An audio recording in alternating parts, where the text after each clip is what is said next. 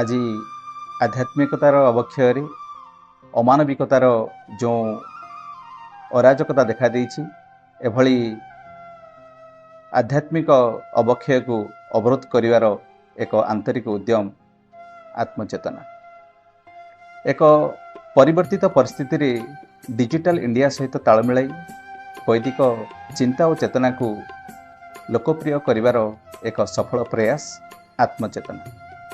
सर्वोपरि आध्यात्मिक अनुष्ठान विश्ववैदिक परिवार स्वर्णिम संकल्प को सफल करिवार एक साधु उद्यम आत्मचेतना।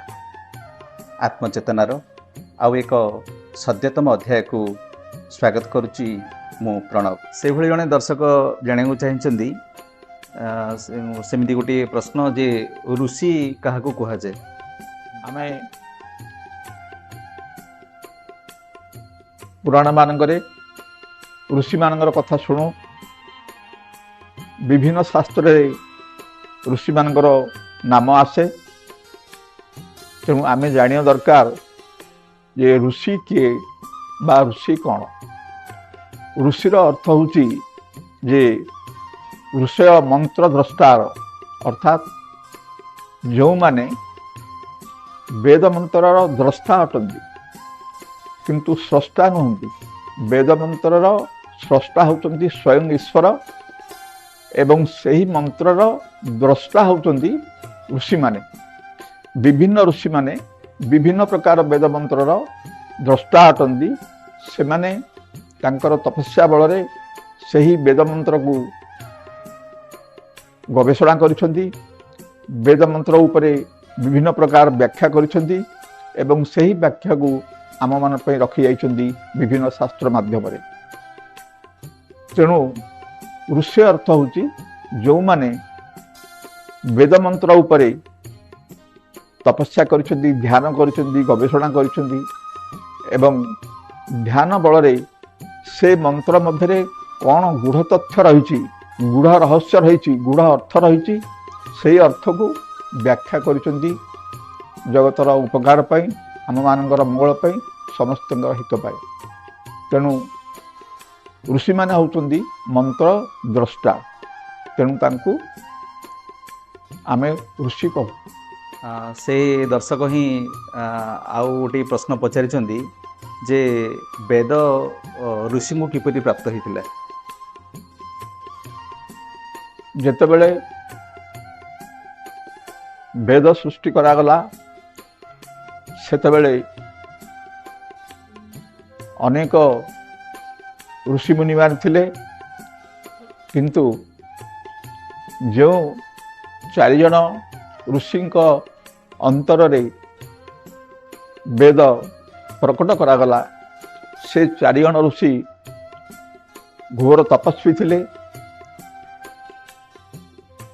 सबुठारु ज्ञानी थिले एवं वेदर 20,379 मंत्र को मन रखिया पाई, से सब मंत्रर सुरक्षा पाई सेमानकर सेई भली ज्ञान थिला, शक्ति थिला आ साहस थिला।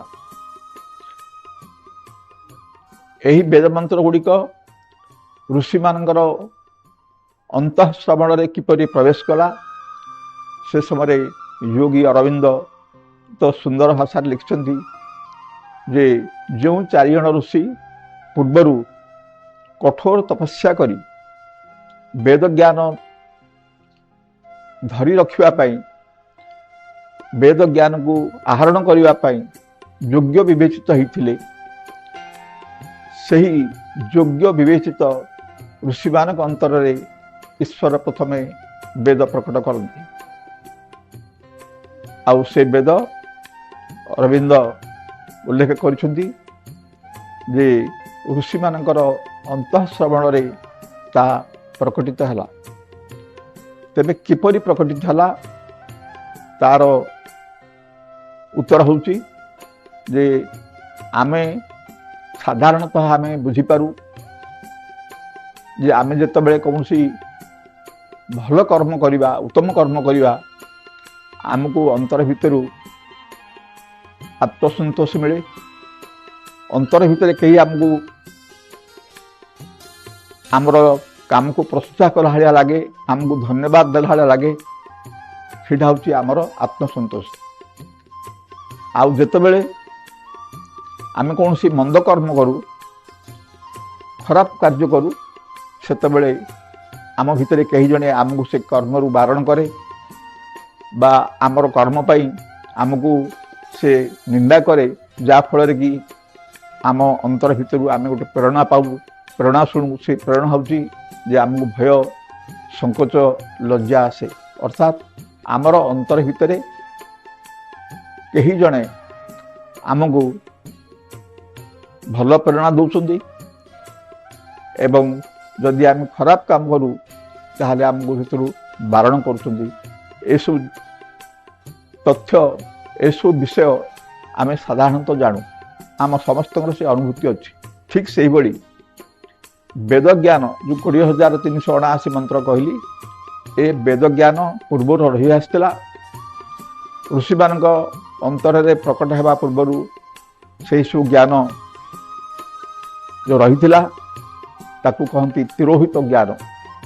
तिरोभूत ज्ञान सेतबेले ऋषि मान अंतर प्रकट है, ठीक जेपरी मु कहली जे आम भितर ईश्वर अछंती एवं से भली से ऋषि मान अंतर में ईश्वर थाई से पराभाषा आकार रे, पराभाषा जरिया से अंतःश्रवण रे से सब मंत्र को प्रकट कले, जहाँकि से ऋषि मान शुणी पारे एवं तांकर ज्ञान बल रे, तांकर तपस्या बल रे से समग्र वेद मंत्र से माने मन रखी पारे। एभली भाव रे ईश्वर पराभाषा माध्यम रे आम अंतर भितर थाई, अर्थात ऋषि मान अंतर भितर थाई ऋषि मान को से भाषा प्रेरणा आकार देते, जहाँकि ऋषि माने समग्र वेद मंत्र मन रखिले एवं परंपरा क्रमे से शिष्य मान से सब मंत्र कहते। यही भाव में ईश्वर वेद मंत्र गुड़ी को से प्रथम 4 जन निष्पाप एवं पुण्यात्मा ऋषि मुनि मान प्रदान करते।